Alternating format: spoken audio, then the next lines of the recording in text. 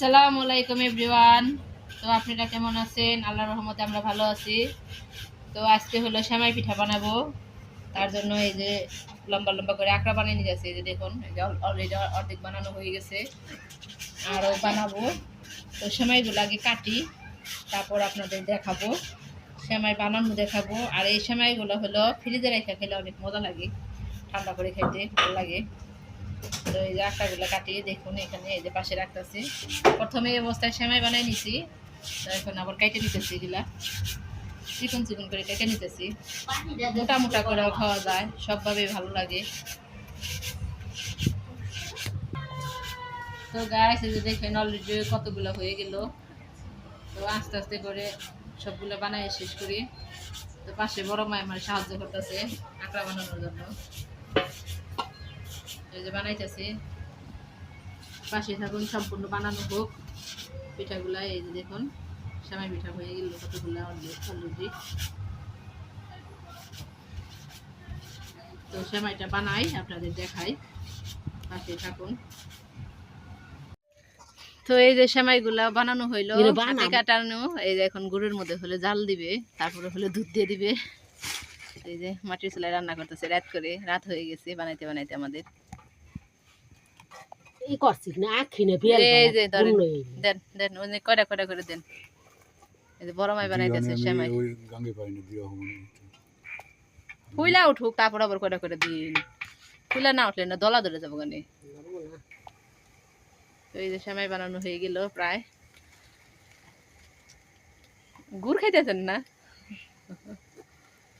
মাটির চুলা এভাবে কে কে গ্রামে বসে বসে এরকম পিঠা খান, অবশ্যই কমেন্টস করে জানাবেন।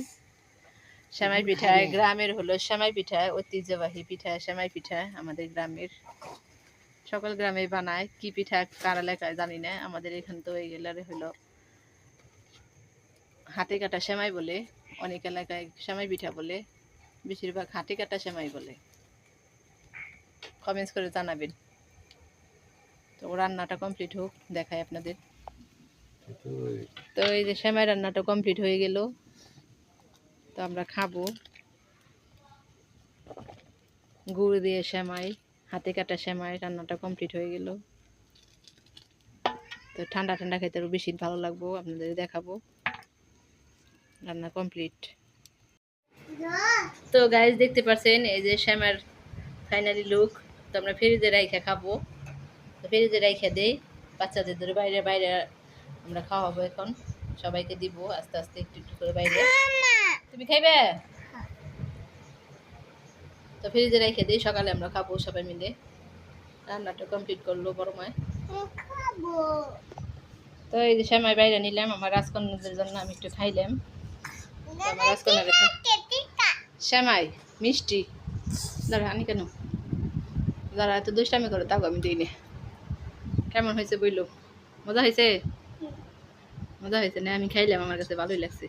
আইসক্রিম ফ্রিজে রাখার পরে আইসক্রিম মতো লাগে, খাই দেখো, একটু খেয়ে দেখো।